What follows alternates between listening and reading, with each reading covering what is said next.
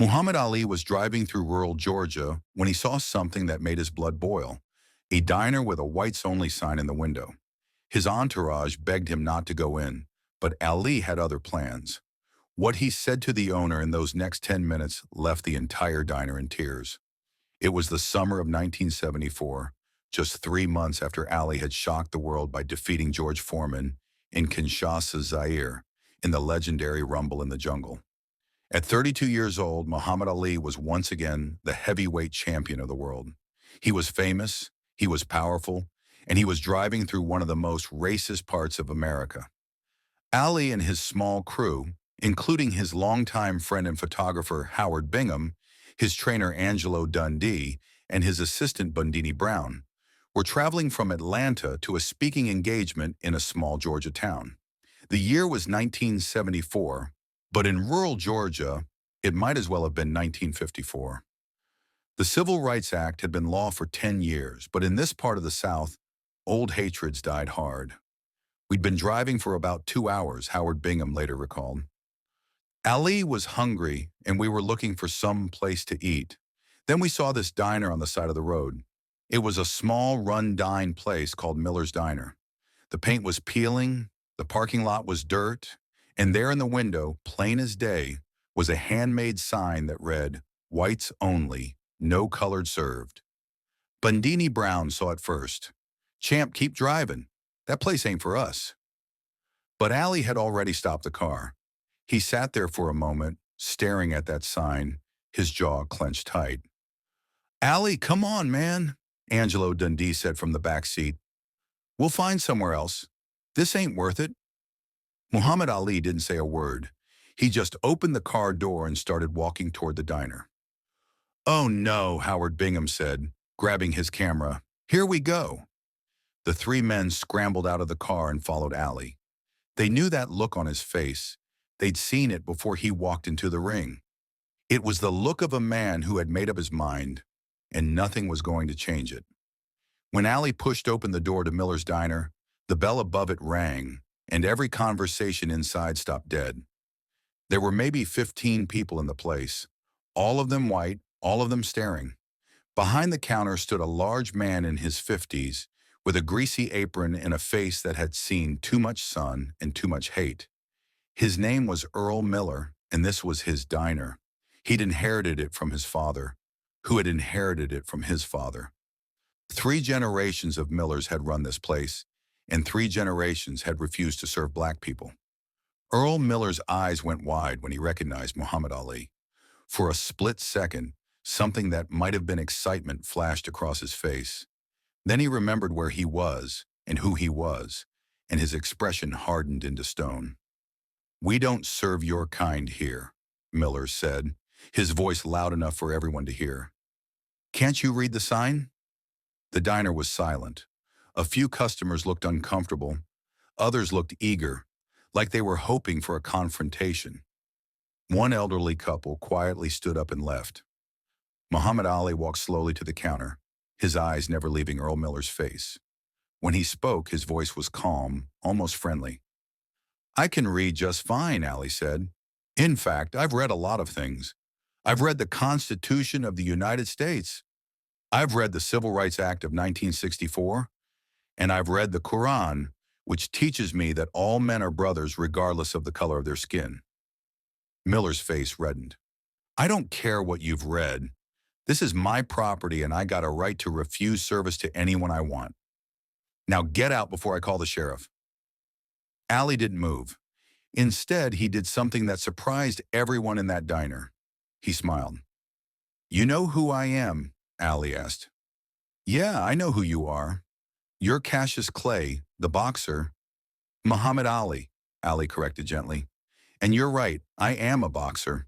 In fact, I'm the heavyweight champion of the world. 3 months ago, I beat George Foreman, a man everyone said couldn't be beaten. I've fought the toughest men in the world, and I've won most of those fights." Miller crossed his arms. "What's your point?" "My point," Ali said, still smiling, "is that I could walk behind that counter right now and there ain't nothing you could do to stop me. I could knock you out with one punch. I could tear down that sign in your window. I could make you regret every racist thing you've ever said or done. The tension in the diner was thick enough to cut. Miller's hand moved towards something under the counter, probably a baseball bat or maybe worse. But I'm not going to do that, Allie continued, his voice still calm. You know why? Because I'm not here to fight you. I'm here to talk to you. I'm here to ask you a question. Miller's hand stopped moving. What question? I want to know who taught you to hate. For the first time, Earl Miller looked uncomfortable. His eyes darted to the other customers, but none of them met his gaze. My daddy, Miller said finally. My daddy taught me that whites and coloreds don't mix. That's just how things are. And who taught your daddy? Allie asked. His daddy, I guess. And so on, Allie said, nodding. 3 generations of Millers, all teaching the next generation to hate people they don't even know. All teaching their sons that the color of a man's skin is more important than the content of his character. Allie leaned against the counter, his posture relaxed, conversational. Let me tell you something about my life, Earl.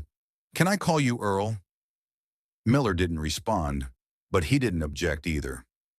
I grew up in Louisville, Kentucky, Allie continued. When I was 12 years old, my bicycle got stolen. I was so angry I wanted to fight whoever took it. A police officer named Joe Martin told me I better learn how to fight first, so he taught me how to box. You know what's interesting about Joe Martin, Earl? He was white. Allie paused, letting that sink in. The man who changed my life, who set me on the path to becoming heavyweight champion of the world, was a white man. My trainer, Angelo, here. Allie gestured to Dundee. He's white. Some of my best sparring partners were white. Some of my toughest opponents were white. And you know what I learned? White people ain't all the same. Just like black people ain't all the same. There's good ones and bad ones in every color. That's different, Miller muttered. Those are your people. Your work people. No, Allie said firmly. They're just people. That's my point. When I look at you, Earl, I don't see a white man. I see a man who's scared. I ain't scared of nothing, Miller shot back. Yes, you are, Allie said gently. You're scared of change. You're scared that if you treat black people like human beings, something bad will happen. Maybe you're scared your daddy would be disappointed. Maybe you're scared your customers will leave. Maybe you're scared that admitting you were wrong all these years means you wasted your whole life hating people for no good reason. Earl Miller's jaw worked, but no words came out. Allie turned to look at the other customers in the diner. How many of you agree with Earl here? How many of you think that sign in the window was right? Nobody raised their hand. A few people looked at their plates. One middle-aged woman spoke up quietly. Earl, the law says you can't have that sign anymore. I don't care about the law, Miller said, but his voice had lost its conviction. Allie turned back to Miller. Let me tell you what I see when I look at that sign, Earl. I see fear pretending to be strength. I see a man hiding behind his daddy's hate because he's too scared to think for himself. I see someone who could be better but chooses not to be. I ain't scared of nothing, Miller said. You're right, I don't, Allie agreed. But I'd like to. See, here's what I believe, and this comes from my faith from Islam. I believe that Allah created all people equal. I believe that the only thing that makes one person better than another is their actions, not their skin color, and I believe that it's never too late to change. Ali reached into his pocket and pulled out a $20 bill. He placed it on the counter. I want to buy lunch for everyone in this diner, Ali said. Black or white, it doesn't matter. I want everyone here to eat together as equals, as human beings. Miller stared at the $20 bill like it was a snake. I ain't taking your money, he said. Why not? Ali asked. Is it because I'm black? Because I thought money didn't have a color. A few people in the diner actually laughed at that. The tension was beginning to break. Ali leaned in closer, his voice dropping so only Miller could hear. Earl, I'm going to tell you something, and I want you to really hear me. In 10 years, maybe 20, you're going to be an old man, and you're going to look back on your life and ask yourself what you stood for. Are you going to be proud that you kept a racist sign in your window? Are you going to tell your grandchildren that you once refused service to the heavyweight champion of the world because of the color of his skin? Or are you going to tell them about the day you changed, the day you chose to be better? Earl Miller's hands were shaking. His eyes were red. I don't know how, he said quietly. How to what? Allie asked. I don't know how to change. This is all I've ever known. Allie smiled, and this time it was warm, genuine. You start by taking down that sign. For a long moment, Earl Miller stood frozen. Then slowly, he walked from behind the counter. Every eye in the diner followed him as he went to the window, reached up and tore down the whites-only sign. He crumpled it in his hands, walked to the trash can, and threw it away. When he turned back, there were tears running down his face. I'm sorry, he said, and his voice broke. I'm sorry for that sign. I'm sorry for turning people away. I'm sorry for being a hateful man. Muhammad Ali walked over and put his hand on Earl Miller's shoulder. That's the bravest thing I've seen all week, Ali said, and I just fought George Foreman. The diner erupted in applause. People were crying, laughing, shaking their heads in disbelief. Howard Bingham was snapping pictures as fast as his camera would allow. Ali looked at Miller and said, Now how about that lunch? I'm starving. For the first time in probably 20 years, Earl Miller smiled a real smile. Coming right up, champ. That afternoon, Muhammad Ali sat at the counter of Miller's diner and ate a cheeseburger and fries. Customers, both black and white, came in to meet him, shake his hand, and ask for autographs. Earl Miller served them all with equal respect and courtesy, his hateful sign nowhere to be seen. Before Ali left, Miller pulled him aside. I just want you to know, you changed my life today. I don't expect you to believe me, but I mean it. I'm going to be better. I believe you, and I'll be checking on you. Muhammad Ali kept that promise. Over the next several years, he would stop by Miller's diner whenever he was in Georgia. Each time, he found the place more integrated, more welcoming. Earl Miller became a different man. He hired his first black employee in 1975. By 1978, half his staff was black. He became an active member of his local church's integration efforts. In 1980, Earl Miller wrote a letter to Muhammad Ali. In it, he thanked Ali for knocking some sense into me without throwing a punch. He told Ali that he'd told his children and grandchildren the story of that day dozens of times, and that it had become the most important day of his life. You taught me that strength isn't about hate, Miller wrote. It's about having the courage to change. When Earl Miller died in 1992, his family reached out to Muhammad Ali. They told him that Miller's final wish was for Ali to know that the cheeseburger he'd eaten that day in 1974 was still the proudest meal Miller had ever served. The story of what happened at Miller's diner spread throughout Georgia and beyond.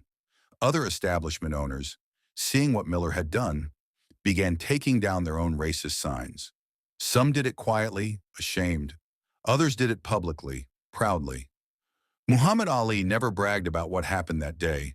When reporters asked him about it, he would simply say, I just had a conversation with a man. He did all the hard work. But those who were there knew the truth.